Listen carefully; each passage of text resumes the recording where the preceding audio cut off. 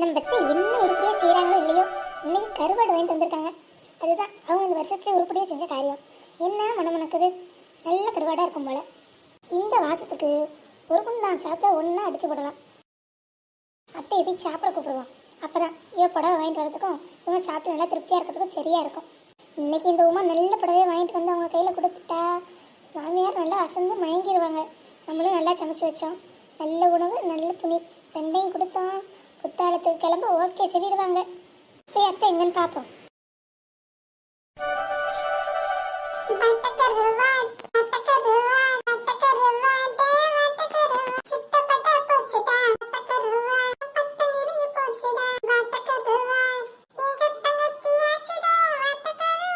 என்ன அத்தை இங்கே தானே உட்காந்துக்கிட்டு கடை வெத்தலை போட்டுக்கிட்டு இருந்தாங்க, ஆளை காணோம். ரூம் பக்கம் தான் சத்தம் கேட்குது. அத்தையாக தான் இருக்கும், என்னன்னு பார்ப்போம்.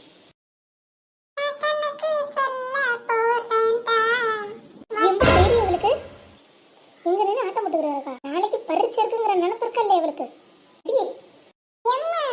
என்ன அம்மா நம்மனுக்கிட்டு பரீட்சைக்கு படிக்கிறேன்னு உள்ள வந்தேன்.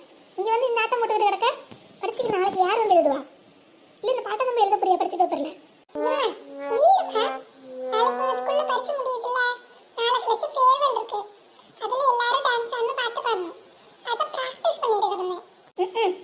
விளங்கிடும் போ. முதல்ல பரீட்சைக்கு படிச்சு பாஸ் ஆகு. இல்ல ஃபேர்வெல் முடிஞ்சு நீ அந்த கிளாஸ்ல இருக்க வேண்டியதான். மற்ற பிள்ளைங்களாம் பாஸ் பண்ணி அடுத்தடுத்த கிளாஸுக்கு போயிருங்க. நீ மட்டும் உட்காந்துருக்க வேண்டியதான் சொல்லிட்டேன். ஆமாம், நல்லா படிச்சா. நீ புக் எடுத்து வை, நான் வந்து கேள்வி கேட்கேன், நீ பதில் சொல்லு. அப்புறம் இந்த ஆட்டம் மாத்தம் ஊத்தெல்லாம் பண்ணீங்களா? ஆஹா, அம்மா என்ன புக் எடுத்து கேள்வி கேட்கேன்ட்டாங்க. இது நமக்கு தான் ஆபத்து. ஏதாவது சொல்லி சமாளிப்போம். என்னடி புக் எடுன்னு சொன்னா நாய் மோப்பம் முடிக்க கிடக்கா, மோப்பம் முடிச்சிட்டு கிடக்க? ஏம்மா, ஏதோ ஒரு நல்ல மனம் வருது. இன்னைக்கு நம்ம வீட்டுல கருவாட்டு தொக்கு தானே? ஆமா, இதெல்லாம் நல்லா சொல்லு. யார் வீட்டில் என்ன சமைக்கிறாங்க, யார் வீட்டில் எங்கே போகிறாங்க வராங்க எல்லாம் உன்னை தாண்டி நடக்க முடியுமா? எல்லாம் மொப்பம் முடிச்சிருவேன்.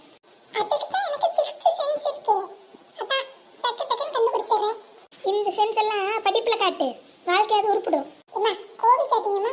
எனக்கு ரொம்ப பசிக்குது. கொஞ்சம் சோத்தை போட்டீங்கன்னா சாப்பிட்டுட்டு வந்து தெம்பா படிப்பேன். இல்லைன்னா பசி இல்லை, எனக்கு மயக்கமா வரும் பார்த்துக்கோங்க. ஏண்டி அப்போ எப்போ தாண்டி படிப்பேன்? சாப்பிட்டோட படிப்பேம்மா. சரி வா, உங்கள் பாட்டி எங்கன்னு பார்த்தியா? பாட்டியா? அவங்க பின்னாசல் பக்கம் தான் உட்காந்துட்டு கிடந்தாங்க. சரி சரி, அப்போ ஒன்றும் பிரச்சனை இல்லை. நான் போய் பாட்டியை கூட்டிகிட்டு வரேன். நீ என்ன பண்ணுற? போய் கருவாடு ஒரு கிண்டி விட்டுட்டு சாதத்தை போட்டு சாப்பிடு. அப்பா, இப்போ நம்ம சாதம் சாப்பிடுவோம். அதே சாப்பிட்டோட தூக்கம் வருது. நான் ஆக்டிங்க போட்டு தூங்கிட வேண்டியதான். இன்னைக்கு அப்படியே ஓட்டிடணும். ரொம்ப தைரியம். என் புருஷன் வீட்டில் இருக்க ஒருத்தரும் நெறி கிடையாது.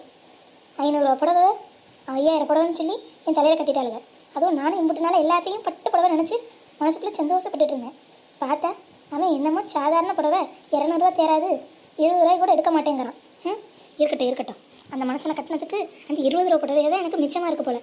ஒரு நகை உண்டா, ஒரு பணங்காசு உண்டா, ஒரு சொத்து பத்து எதுவும் கிடையாது. சரியான பக்கத்து வீட்டில் கட்டிக்கிட்டு வந்துட்டு அசிங்கப்படுறது தான் மிச்சம். அந்த காலத்தில் அசிங்கப்பட்ட பரவாயில்ல, இன்றைக்கி பாத்திர கிடக்கிற முன்னாடி கூட அசிங்கமாகி போச்சு. எல்லாம் என் நேரம். இந்த மனுஷன் மட்டும் நேரம் உயிரோடு இருந்திருக்கணும்.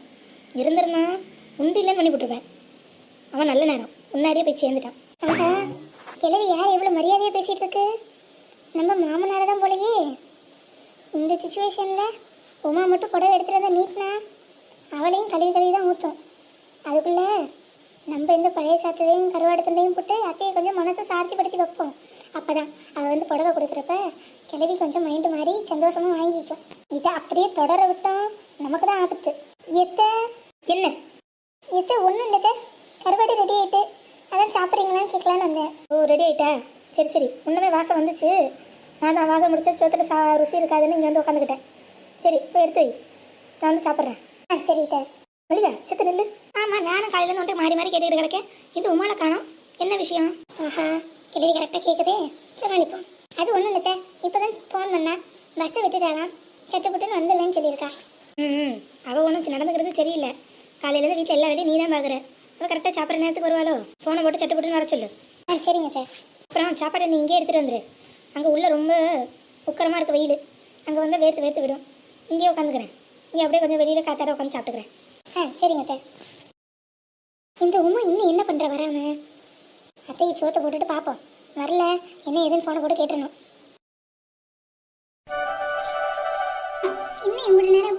இருக்க போகிறேன். வா வீடு போய் சேருவோம். உனக்கு 4 பஸ் நம்ம ஊருக்கு போகிறது போயிடுச்சு. இன்னும் இங்கேயே உட்காந்துருந்தா என்ன பண்ணுறது? நான் வரல, நீங்கள் வேணா போங்க. புடவை இல்லாமல் வீட்டுக்கு வர மாட்டேன்னு வண்டிக்கார்கிட்ட சொல்லியிருக்கேன். இப்படி பூரா பணத்துக்கும் ஆசைப்பட்டு தின்னு தொலைச்சிட்டேன். இப்போ என்ன பண்ணுறது? 100 ரூபா மட்டன் பிரியாணி நினச்சி 300 ரூபா இந்த மட்டன் பிரியாணி தின்னுபிட்டு கையில் என்ன மொத்த காசையும் தொலைச்சிக்கிட்டேன். இன்னும் 100 ரூபா தான் இருக்குது. அதை வச்சு என்ன பண்ணுறது? வருத்தப்படாத உமா, மளிகை கடை போய் நிலைமை எடுத்துச்சுன்னா புரிஞ்சுக்குவாங்க. புரிஞ்சுக்குவாங்க. ஆனால் கும்மட்டிலே 4 குத்து குத்துவாங்க. இப்போ பேசாமல் நட்டாத்தி அன்னைக்கு திருட்டு கோழியை பிடிச்சி தந்தூரி சிக்கன் போட்டு மாட்டிக்கிட்டேன். இன்னைக்கு புடவை எடுக்கிறேன்னு சொல்லி பூரா பணத்தையும் சாப்பிட்டு விட்டேன். இப்படியே போனால் என் குத்தால கனவு கனவாகவே போயிடும் போல. சரி, இப்போ என்னதான் பண்ணுறது? கையில் வெறும் 100 ரூபா தான் இருக்குது. 100 ரூபாய்க்கு எவன் புடவை தருவான்? ஏன் உத்தரசா கேட்கறேன், தப்பா எடுத்துக்காத. உனக்கு தெரிஞ்ச கடையில் யாருக்காவது கடனுக்கு புடவை தந்தாங்கன்னா வாங்கிட்டு போய் கொடுத்துடலாம். அப்புறம் மாதம் 100 ரூபா நான் கட்டி கடன் அடைச்சிருவேன். அம்மா, நம்ம மூஞ்சிக்கெல்லாம் எவனும் கடன் தர மாட்டான். இப்போ பார்த்தியா, ஹோட்டல்காரன் நம்ம என்ன விளாசுனான்னு அப்படியே இருக்கு நம்ம நிலமை. அதெல்லாம் சரி வராது. இப்போ என்னதான் பண்ணுறது? புடவை இல்லாமல் என்னால் வீட்டுக்கு வர முடியாது. எம்மா, பழைய பொருள் இருக்கா? பழசு வாங்கிக்கிறோம்.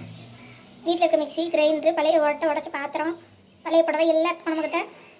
வேணுங்கிறத கொடுத்துட்டு வேணுங்கிறத அள்ளிக்கங்க. யார் இது? காதுகிட்ட வந்து நேரம் காண முடியாமல் நெய்யின்னு கிட்ட பழைய பாத்திரக்காரரு ஐடியா. உமா, என்ன சொல்லு? உன் பிரச்சனைக்கு நான் ஒரு தீர்வு கண்டுட்டேன். நான் பஸ்ல எல்லாம் வரமாட்டேன். நான் புடவை இருந்தால் தான் வருவேன். கிளம்பலாங்கிறது தீர்வு கிடையாதுன்னு நினச்சிக்கோ. அது இல்லடி உமா, இன்னைக்கு உன் மாமியாருக்கு புடவை வாங்கிட்டு தான் போகிறோம். அப்படியா? என்ன ஐடியா? ஒத்த ரோசா, நீ மட்டும் ஒரு நல்ல ஐடியா கொடுத்த. உன்னை நான் இன்னைக்கு என் வாழ்நாளில் மறக்க மாட்டேன். என்னோட ஐடியாவை நீ முதல்ல கேளு. இங்கே பார்த்தியா, பக்கத்து பழைய பாத்திரக்காரர் இருக்காரு. அவர்கிட்ட எப்படியும் பழைய புடவையும் வந்து இருக்கும். அதில் எல்லாமே பழசாக இருக்காது. 1-2 புதுசாக கட்டாமல் பிடிக்கலன்னு யாராவது போட்டிருப்பான். அந்த புடவையில் ஒன்று அடித்து பேசி ஒரு 100 ரூபாய்க்கு வாங்கிடுவோம். வாங்கிட்டு வீட்டுக்கு போய் அத்தையில கொடுத்துருவோம். என்ன சொல்கிற? ஆமாண்டி உமா, நம்மக்கிட்ட கையில் இப்போ 100 ரூபா தான் இருக்குது. அதுக்கு இவர்கிட்ட மட்டும் தான் புடவை வாங்க முடியும். வாங்கிட்டு ஒரு நல்ல கடையில் போய் கவரை வாங்கி அதுக்குள்ளே இதை போட்டு ஒரு பில்லை மட்டும் பிடிச்சி ஒட்டி இது நம்ம வாங்கின புடவை மாதிரியே மெயின்டைன் பண்ணிடுவோம். நம்ம 3 பேரை தாண்டி யாருக்கு தெரிய போகுது? ஏண்டி, இதெல்லாம் ஒத்து வருமா? அதெல்லாம் வரும். நமக்கு இதெல்லாம் பெரிய விஷயமா? நம்ம இதை விட பல பிரச்சனைகளை பார்த்து சமாளித்து வந்தவங்க. இதெல்லாம் ஒரு விஷயமே கிடையாது. நீ பேசாமல் அந்த 100 ரூபாவை எடு. நான் உனக்கு ஒரு நல்ல படம் வாங்கி தரேன். அதே கொண்டு போய் உன் அத்தை மாட்ட கொடுத்துரு.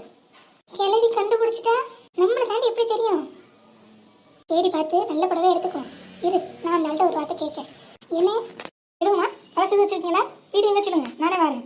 என்ன, நாங்கள் பழசு போட வரல, பழசை வாங்க வந்திருக்கோம். என்னம்மா சொல்கிற? பழசை வாங்க வந்திருக்கீங்களா? ஆமாண்ணே, ஒன்றும் இல்லை, உங்கள்கிட்ட இருக்க பழைய புடவையில் கொஞ்சம் நல்லா இருக்க மாதிரி இருக்க ஒரு புடவை எனக்கு வேணும். நான் ரூபா கொடுத்து வாங்கிக்கிறேண்ணே. அம்மா, ஆனால் பழைய புடவையெல்லாம் விற்கிறது இல்லை. நீ பற்றியா பிளாஸ்டிக் ஜாமான் தான் விற்றுட்டு கிடக்கேன். தெரியுண்ணே, நான் கட்டிக்கவா பழைய புடவைலாம் கேட்குறேன். இல்லைண்ணே, பக்கத்தில் ஒரு முதியோரில் இருக்குது. அங்கே வயசாக நம்மளாம் முடியாமல் கிடக்காங்க. எந்த புடவைன்னா நீங்கள் எடுத்துகிட்டு என்ன பண்ண போகிறீங்க? எங்கிட்ட கொடுத்தீங்கன்னா நான் உங்கள்கிட்ட கொண்டு போய் கொடுத்தேன்னா அவங்க மனசார கட்டிக்குவாங்க, உங்களையும் வாழ்த்துவாங்க. நீங்கள் எனக்கே கொடுத்துருங்கண்ணே, நான் ரூபா கொடுத்தே வாங்கிக்கிறேன். வயசானவங்களுக்குன்னு வேற சொல்கிறீங்க, உதவுன்னு வேற சொல்லிட்டீங்க.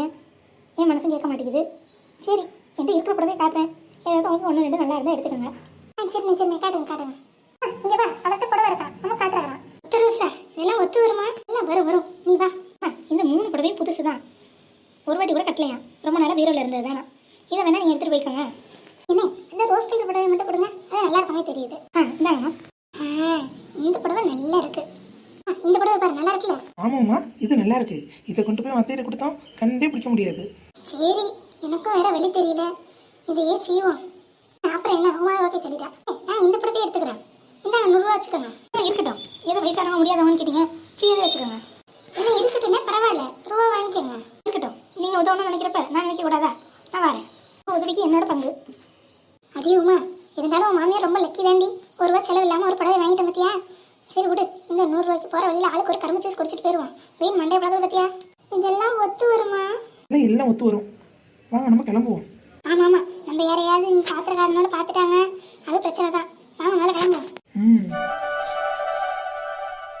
பரவாயில்ல, இந்த காலத்துல இப்படி உதவும் உள்ளங்கள் நம்மக்கிட்ட இருக்காங்க. அதனால தான் நாட்டில் மழையே பெய்யுது. பரவாயில்ல, வீட்டில் இருக்க மாமியாரையும் அம்மாலையுமே யாரும் பார்த்துக்க மாட்டேங்கிறாங்க. இவங்க ஊரில் இருக்க முதியோர்களுக்கெல்லாம் துணி எடுத்து தரணும்னு நினைக்கிறாங்க பார்த்தியா. இந்த பொண்ணுங்களாம் நாட்டுக்கு ரொம்ப தேவை.